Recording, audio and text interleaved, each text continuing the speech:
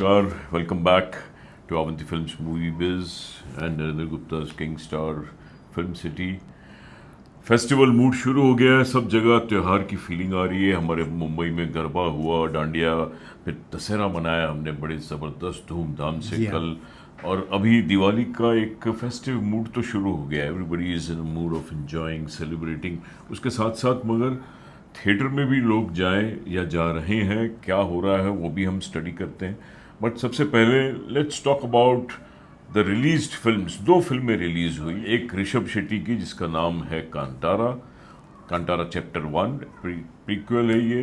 और एक रिलीज़ हुई है सनी संस्कारी की तुलसी कुमारी. ये धर्मा प्रोडक्शंस की फिल्म है, वरुण धवन, जानवी कपूर वगैरह वगैरह. लेकिन इस एपिसोड में हम बात करेंगे कांतारा की. कांतारा एक बहुत बड़ी फिल्म है. ऋषभ शेट्टी से बहुत उम्मीदें हैं लोगों को. बहुत शोर मचा हुआ है. अभी अचानक रिलीज़ के पहले तो कोई शोर नहीं था, कोई वेव नहीं था, किसी को कुछ पता ही नहीं था. ऐसा लग रहा था कांतारा बड़ा बुझा हुआ एक तारा है कहीं. बट अभी कहीं कहीं साउथ में ज़्यादा मैं शोर सुन रहा हूँ. मगर हम रिव्यू करेंगे इसकी. मैंने भी देखी, नरेंद्र जी ने भी देखी. तो let's start talking about Kantara, the film that is too big and a different genre. जंगल की फिल्म है. सर सबसे पहले मैं प्लस पॉइंट की बात कर लूँ कांतारा की. या फ्रेंचाइज वैल्यू बहुत ही ज़बरदस्त है. यस 2022 में पहली आई थी, मात्र 11 से 12 करोड़ की कीमत से बनी थी और 450 करोड़ का वर्ल्ड वाइड बिजनेस था. ज़बरदस्त थी ना, ब्लॉकबस्टर, सुपर डुपर ब्लॉकबस्टर. शायद यही वजह थी कि ऋषभ शेट्टी को कहते हैं कि 100 करोड़ की फीस दी गई इस फिल्म के लिए. कितना गुना बढ़ गया. जहाँ पहले पार्ट में उनको मुश्किल से 1.5 या 2 करोड़ मिला होगा, वहीं इस फिल्म के लिए कहते हैं उन्होंने 100 करोड़ लिया है. उसमें तीनों आ गई, उनकी एक्टिंग, डायरेक्शन और राइटिंग. फ्रेंचाइज वैल्यू का बहुत बड़ा फायदा हुआ पिक्चर को. ओपनिंग में कमाल की एक्टिंग की है ऋषभ शेट्टी ने, पूरी तरह से छाए हुए हैं पिक्चर के अंदर. लुक एक ही है थ्रू आउट द फिल्म, लेकिन he is a very good performer. उनका वेट पे मत जाइए, उनकी एक्टिंग स्किल पर जाइए. सपोर्ट अच्छी तरह से किया रुक्मणी ने, जो उनकी प्रेमिका के रोल में. Very powerful portray as a queen of the particular place. उनके फादर के रोल में जयराम ने भी बहुत ज़बरदस्त एक्टिंग की है. और गुलशन देवैया, आप जानते हैं हिंदी फिल्मों के अच्छे खासे कैरेक्टर आर्टिस्ट हैं, विलेन हैं. उनकी परफॉर्मेंस भी बहुत अच्छी है. और बाकी तो गांव खेड़े के लोग दिखाए हैं, तो एक्टिंग वाइज बहुत अच्छा है. सबसे बड़ा प्लस पॉइंट है फिल्म का जो एक्शन सीक्वेंस है, स्पेशली सेकेंड हाफ में. हमने जिक्र किया भी था, 500 ट्रेंड फाइटर्स थे, 3000 जूनियर आर्टिस्ट, 50 दिनों का लेविश शूट. बहुत ही बेहतरीन तरीके से इसको फिल्माया गया है. मतलब आपके रोंगटे खड़े कर देगा कई जगहों पे. तो फुल मार्क्स ऋषभ शेट्टी की क्रिएटिंग, जो फॉरेस्ट में 25 से 50 एकड़ की जगह में उन्होंने जो सेट क्रिएट किया था. जो फैंस लोग हैं ऋषभ शेट्टी के, स्पेशली कन्नड़ इंडस्ट्री के, हिंदी इंडस्ट्री में जो साउथ की डब फिल्में देखना पसंद करते हैं, जिन्होंने कांतारा 1 देखी थी, उनको फिल्म डेफिनेटली बहुत पसंद आएगी, क्योंकि फ्रेंचाइज वैल्यू कैरी कर रही है. जहाँ मैं फिल्म की ओपनिंग की बात करता हूँ, तो फिल्म की ज़बरदस्त ओपनिंग थी. फर्स्ट डे नेशनल हॉलीडे था, 2 अक्टूबर दशहरा का दिन था. स्टार्टिंग बहुत स्लो थी. मॉर्निंग शो में शो कई जगह शायद कैंसिल भी हो गए होंगे. हिंदी के 5-5, 7-7 लोग थे. लेकिन end of the day film की ओपनिंग थी 60 करोड़ प्लस, जो कि बहुत ही अच्छी फिगर है. जहाँ मैंने कई सारे प्लस पॉइंट गिना दिए, ढेर सारे माइनस पॉइंट भी है पिक्चर के. सबसे बड़ा माइनस पॉइंट है पिक्चर का फर्स्ट हाफ. आपने भी शायद देखा होगा, बहुत ही बोरिंग है, टीडियस है. झपकी आप लोग सो जाते हैं. कितने लोग तो निकल जाते हैं थिएटर से फर्स्ट हाफ देखने के बाद. फर्स्ट हाफ के बाद बहुत लोग चले गए थे थिएटर छोड़ के. इट वाज, लेकिन सेकंड हाफ में डेफिनेटली ग्रिपिंग है. पिक्चर होल्ड करती है. लंबी बहुत ज़्यादा है पिक्चर सर. 2 घंटे 50 मिनट. कम से कम 35 से 40 मिनट को फिल्म को कम करना चाहिए लंबाई, क्योंकि हमारे हिंदी दर्शक, स्पेशली हिंदी दर्शक, वो देखना पसंद नहीं करते. स्टोरी रूटीन है जो फर्स्ट पार्ट से उठाई है. फर्स्ट हाफ में स्क्रीन पे बहुत ही खराब है. बहुत खराब है, करेक्ट नहीं है, खींचा गया रबर की तरह. सेकंड हाफ में थोड़ा बेटर है. डायलॉग्स ओके हैं, कोई बोलते हैं बहुत ही अच्छे हैं. जिनको बहुत अच्छे लगे मुझे बताए भैया कौन से डायलॉग आपको याद है, मुझे प्लीज जब बात आके बताएं.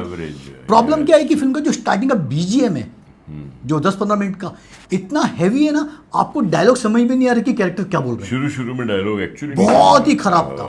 और स्पेशली कई जगहों पे डायलॉग्स ना कन्नड़ भाषा में बोले गए कैरेक्टर द्वारा.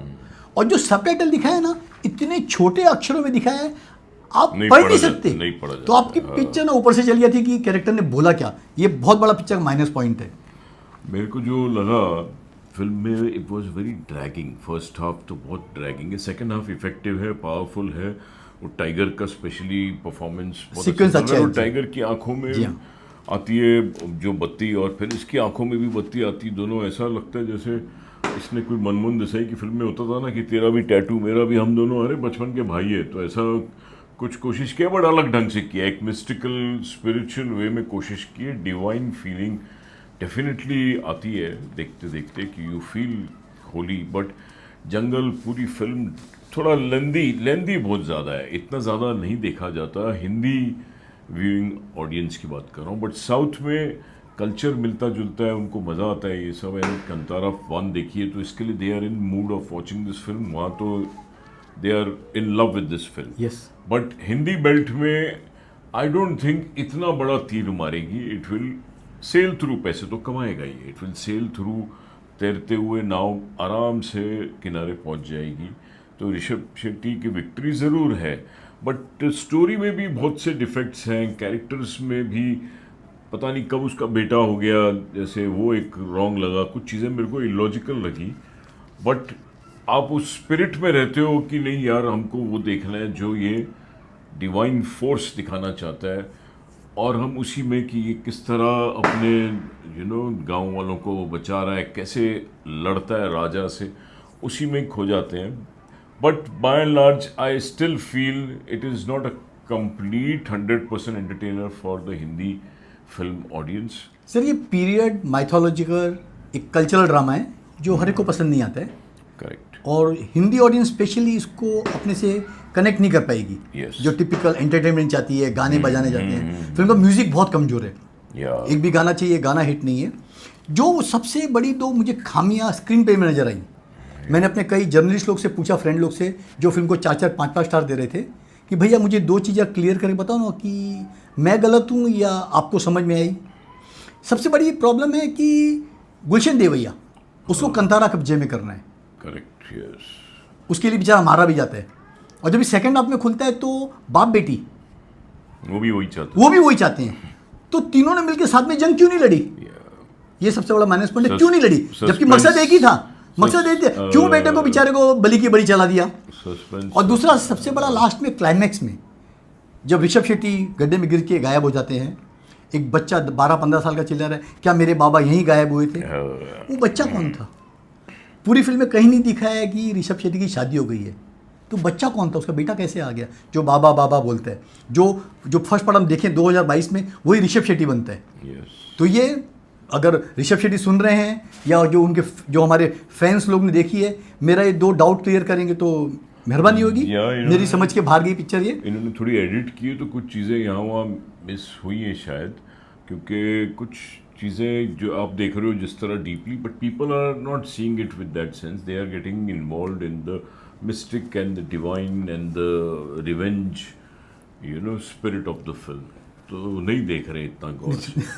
वो गलती है उनकी, क्योंकि आदमी जब भी देखता है फिल्म टोटलिटी में देखता है कि स्टोरी, स्क्रीन प्ले, डायलॉग कैसे हैं। आपको डायलॉग समझ में नहीं आ रहे, स्क्रीन प्ले फर्स्ट हाफ में बहुत ही गड़बड़ है, तो you should see the film. Totality film average से ऊपर है, डेफिनेटली मुझे एवरेज से ऊपर लगी, क्योंकि सेकंड हाफ मुझे बहुत अच्छा लगा, specially because of Rishabh Shetty. Is just a fantastic performer. उन्होंने पार्ट 3 की भी अनाउंस कर दी है, अब चैप्टर 2 देखेंगे। 3 साल के बाद आई, thank God, back to back आती तो शायद नहीं भी चलती। 3 साल के लंबे गैप के बाद लोगों ने देखा इसको। वैसे ऋषभ शेट्टी ना कन्नड़ इंडस्ट्री के लिए नई नहीं है, हमारी हिंदी वाले जानते होंगे, शायद उनकी दूसरी पिक्चर है कंतारा 1 के बाद कंतारा 2 जो आई है। सर ऋषभ शेट्टी ने 2012 में अपना कैरियर शुरू किया था बतौर विलेन। उनकी पिक्चर तुगलक आई थी 2012 में, फिर डायरेक्शन भी उनकी कंतारा पहली फिल्म नहीं थी। 2016 में एक नहीं, उन्होंने 2 फिल्में डायरेक्ट की थी, एक थी रिकी और दूसरी थी क्रिक। But they were not, I mean, it's a notice. Blockbuster notice हुआ कंतारा से, डेफिनेटली यस। बट मैं एक क्वेश्चन पूछूंगा, कंतारा 1 और अभी ये कंतारा सुपर 1 जो और भी पुरानी 1 हो गई है, अभी कौन सी है ज़्यादा पसंद है आपको इन दोनों? मुझे फ्रेंकली 1 ज़्यादा अच्छी लगी, बिकॉज उसमें वो कंटेंट था एक ओरिजिनल। इसमें क्या आपको सीधा आपने प्रीक्वल में 90% चीज़ें वही डाल दी है ना कंतारा की, बिल्कुल। वही गायब हो रहा है, वही डांस वगैरह। और उसमें ऋषभ शेट्टी की जो फर्स्ट में एंट्री थी, आपने देखा होगा जो बुलक कार्ट की रेस दिखाई है, फैंटास्टिक एंट्री, आपको तालियां बजाने का मन होगा। इसमें बहुत ही साधारण सी एंट्री रही, शूट बहुत ही विशाल पैमाने पे की है, आप सेट्स बोलिए, लोकेशंस बोलिए, VFX कॉस्ट्यूम भी बोलिए, अच्छे हैं, जबरदस्त किया है। पिक्चर थोड़ी डार्क शूट की है, लेकिन एक अच्छा आपको फील देती है सेकंड हाफ में। जैसे मैंने यू आर इन्वॉल्वड, हाँ, you are involved, yes. Jungle feel, yes. तो डेफिनेटली ब्लॉकबस्टर है पिक्चर में, specially Kannada point of view. Hindi का बिजनेस भी फिल्म का बहुत अच्छा था, जैसे मैंने कहा कि 60 करोड़ प्लस की ओपनिंग ली थी sir, almost matching the first day का कलेक्शन। कन्नड़ का भी 18 करोड़ प्लस रहा, हिंदी का भी 18 करोड़ प्लस रहा, जो बहुत बड़ी बात है। तेलुगु में 12 करोड़, तमिल में 5 करोड़ और मलयालम में 5 करोड़, तो टोटल 60 करोड़ के आसपास रहा। और ओवरसीज में करीब 10 करोड़ का फर्स्ट डे का बिजनेस रहा, तो 70 करोड़ प्लस की ओपनिंग रही। आज सेकंड डे वर्किंग डे है, ड्रॉप आएगा, वीकेंड तक डेफिनेटली अच्छी जाएगी। लेट्स सी कि पिक्चर मंडे आगे कैसे परफॉर्म करती है। प्राइस तो रिकवर कर लेगी, तो 150 करोड़ कोई बड़ी बात नहीं है। Call it a hit, it is a hit. जैसे blockbuster sir, it is Hindi point of view hit है। हिंदी भी बोलते हैं, अनिल ठडानी का न्यूज है कि उन्होंने 80 करोड़ में उन्होंने एमजी दिया है या एडवांस दिया है, एडवांस दिया है, तो 80 करोड़ तो निकल जाएगा सर, बड़ी बात नहीं है। तो it is going to sail through nicely, happily, but as a Hindi viewer उतना कंप्लीट सेटिस्फेक्शन नहीं मिलता है इस फिल्म में, ऐसा मुझे लगा।